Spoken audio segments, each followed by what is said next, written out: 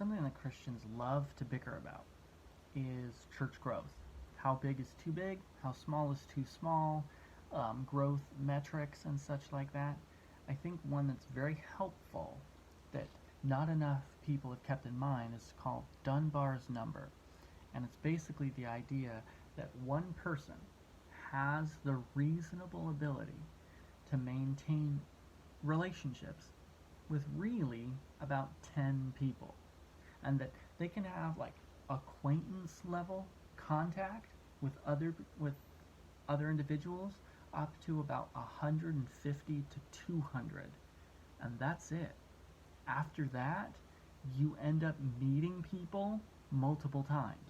You end up shaking someone's hand. Have we met before? The answer is yes, but you don't remember them. They don't, and it's something that I've seen happen at a lot of really large churches where you shake hands with somebody and they're like, no, I've been going to this church for 2 years. And you're like, it's happened before we moved out of California. The church that we were attending there had about 1,200 on an average weekend and would average up to like 2,000 on a Christmas Eve or Easter. And simply that because of that size, 3 services on the weekends, on average one on Saturday, 2 on Sunday, it meant that there was a lot of people that said they would go to YC, and there was no accountability whatsoever if they actually did. Because, oh yeah, I go to the other service. And one of they would have analysts come in and assess them of their staff and their touch bases and stuff, and something they constantly received was criticism of that they are understaffed. They do not have enough paid staff to take care of the people that are on their rosters, and they would do essentially nothing about that. They would try to offset this through the use of volunteer systems instead. And the issue that became more and more prevalent was that, quite frankly, you can't expect people to work for free and also produce quality results. That's just the reality. You get what you pay for in terms of human labor, and that you might get a few people that are really supercharged right off the bat, and that they're passionate and such for a little while, but as we all know, we all have jobs. Most of the people that are in that space, they got kids, and they got kids with extracurricular programming, and they have sports, and they got a grocery shop, and they've got whatever the other things that are on their list that are necessary, right? And so the church volunteership kind of just falls off the edge of the plate, and we never see them again. Or we would have these people that are so passionate and excited, they would just unload themselves with 4 or 5 different volunteer contact points that they're trying to do everything. They're on the safety team, and they're doing security, they're driving back and forth in the parking lot, they're holding umbrellas, and they're everywhere constantly, to the point where they end up having this breakdown of exhaustion, which is natural and human, and as a result, sometimes they would actually end up in the hospital because of impacted health concerns they already had. Sometimes they're just like, they would have this crisis of appreciation that it seems like they were constantly doing, and no one would ever attend to them. Because if you didn't know, people that have a lot of hurt inside of them, they tend to try to offset their woundedness through busyness. People that are struggling with alcoholism tend to go to a lot of AA meetings, or people that are struggling with depression or with mental health may try to do mental health outreach and stuff, and they think that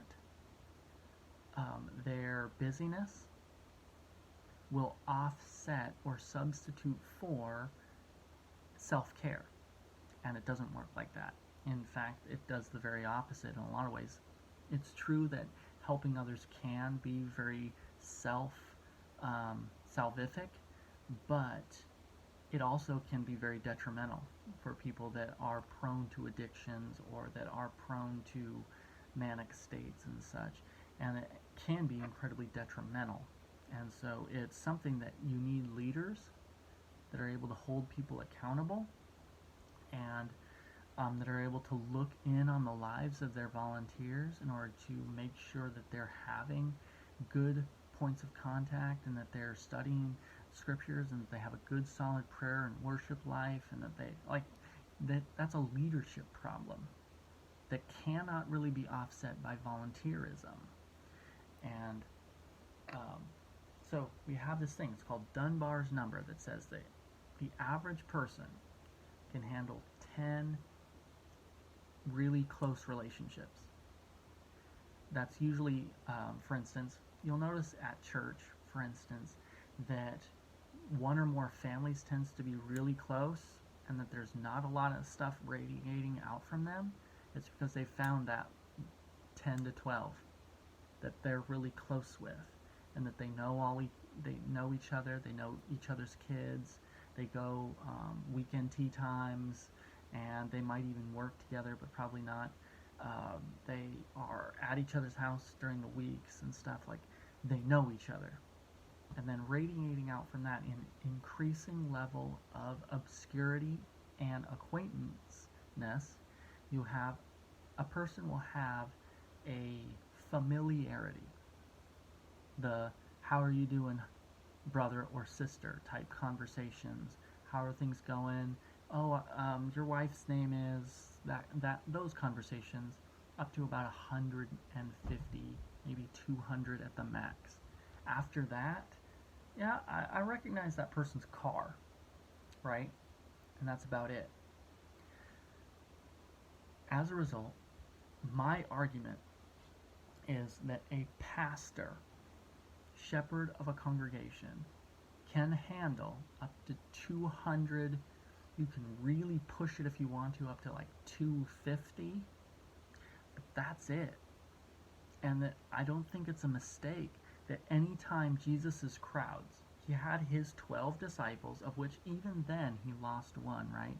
Or that one ended up betraying him. That, he had his 11 guys, 12 guys, and then he had little circles that radiated out from him that way. But anytime crowds got to the maximal size that we see, like the 6,000, 5,000 men, 7,000, these kind of numbers, he immediately gave messages that caused them to begin to desert him, and that they would always radiate back down to those 12 guys. That he was constantly preaching in such a way that he would acquire a following, and then you would disperse them, and that he was, in some ways you might say, kind of refining their faith that way, or testing their faith that way, that he would speak attractionally, and then he would speak distractively, and that sometimes they would get so enraged at the idea that he might be there to reach Gentiles or such that they would pick up stones to try to kill him, or they would try to throw him off of a cliff and such. But he would begin speaking about theological things, about his necessity for salvation and such, and that when he made those sermons, people would desert him down to his core group again. And then he would begin building up again to the point where he would radiate outwards to this unmanageable size, and then he would give a hard speech again, and then a bunch of people would desert him.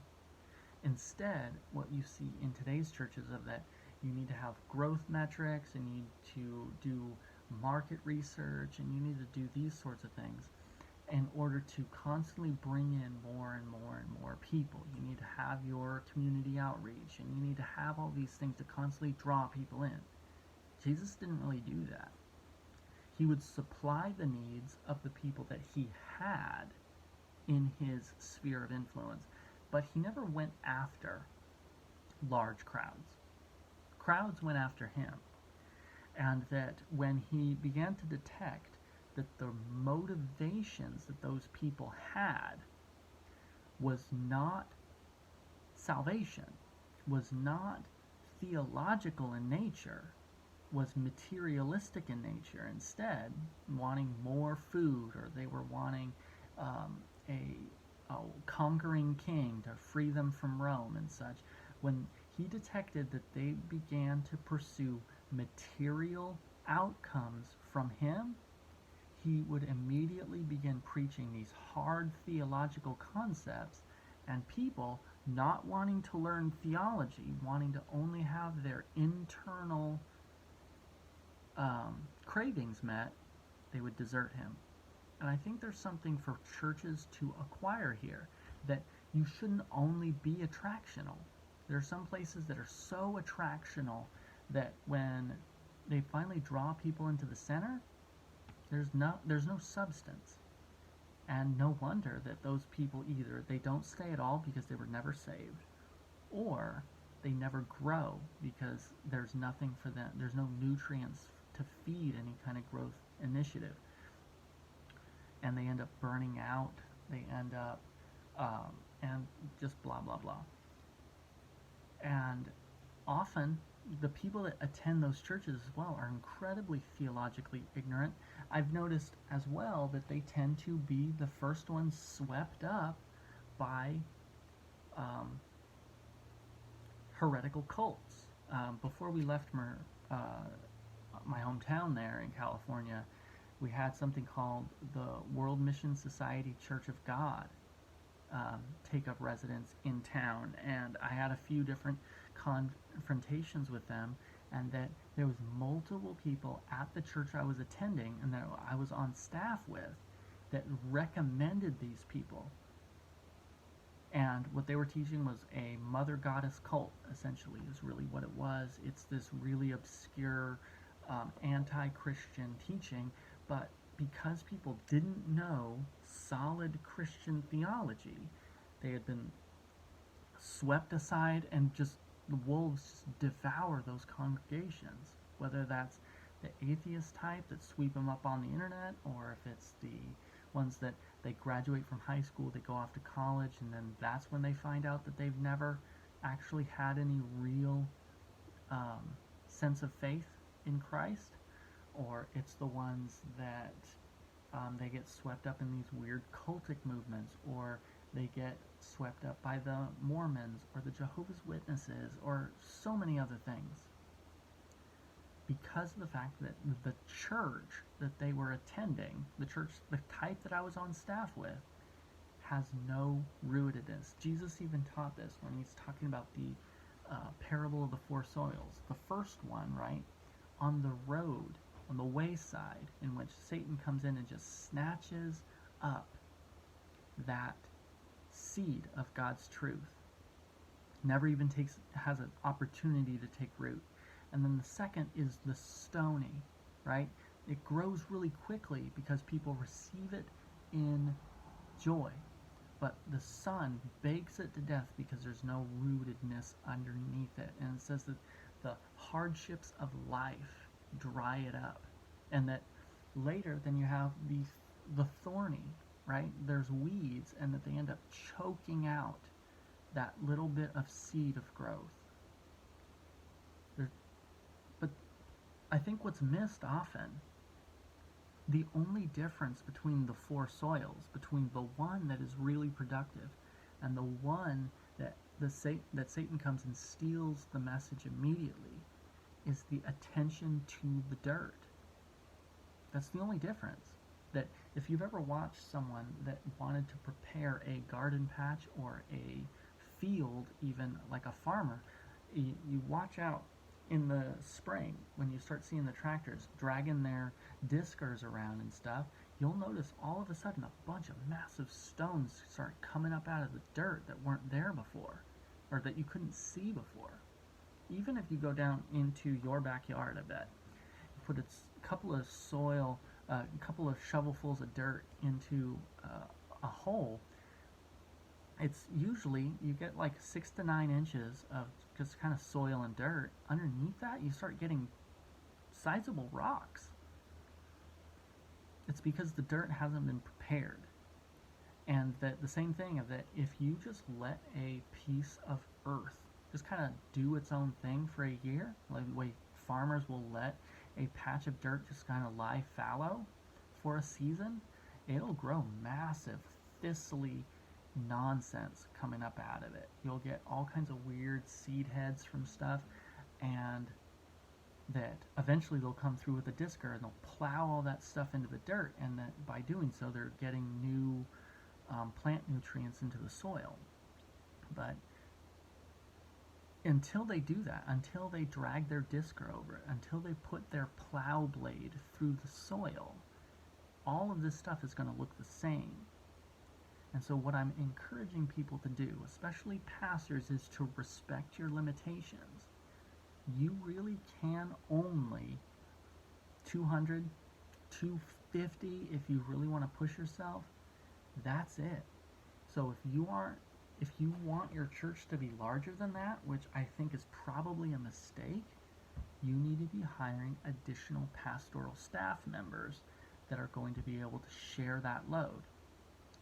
And that you also need a team of elders that are going to be, in a lot of ways, it probably should be about 1 to 10 with your elders. If you've got 120 members in your church on a consistent basis, then you probably want 12 elders. That's probably what you want. And that every time 10 additional people add to your church, you should probably be looking to add another elder to your role. And that over time, maybe you need to add additional layers where you're going to have elder assignments over specific ministries as ministries grow. That could be kind of a cellular expansive pattern. That could be functional, but I would encourage you very, very strongly that instead of being deceived into this like 90s model of constant expansive megachurch growth that was so popular, which has resulted in massive amounts of disaffection in urban centers. What I would encourage you is that what you should probably be doing is looking for a more of a kind of mitosis growth model of that your church is going to grow to about 150, and then you're going to begin discipling a new pastor who's going to then split your church off on purpose, not divisively, but it's going to split off, and that you're going to have a new healthy church split off and go, and it's going to be healthy over here. And it's going to begin to disciple. Maybe it's going to go into an urban sector that is underserved by the church. Or maybe it's going to go into one of these smaller country churches that are struggling, but they've got really faithful, godly, Bible-believing members, but it's just a small town. There's not a lot happening there. Send a few sections, maybe a few families that live closer by there. Go over there and help revitalize that assembly. And that don't view it as division. Don't view it, don't even allow that, but instead view it as gospel missionizing of your community. That we're not threatened by the idea of a small community. We're not threatened by the idea of a small church. We're not threatened by the idea of not being the biggest in the area. But instead, we just want a thriving, healthy, gospel-centered community meeting all over the place. And so if you've got, 10, 15 assemblies that are meeting, congregations, and those 10 to 15, each one of them's got 100, 120 or so, and they're all healthy and strong and vibrant, that's not just 120 people. That's 1,200 people. That's 1,500 people that are connected to one another, that have deep relationships one to another as well, and that are able to meet together, maybe occasionally doing larger events, like one of those outdoor things at a park or something, tent revivals, whatever. and that they're able to share the load of their community evangelization. And then when people ask, well, why are there so many churches? Oh, it's because that one over there, we love those people over there. It's a couple of families. They grew up here. They have great kids, and that they love the Lord, and we love the Lord, and we love sharing resources, them and us, and that all of us are just glorifying God through our separatedness and our togetherness.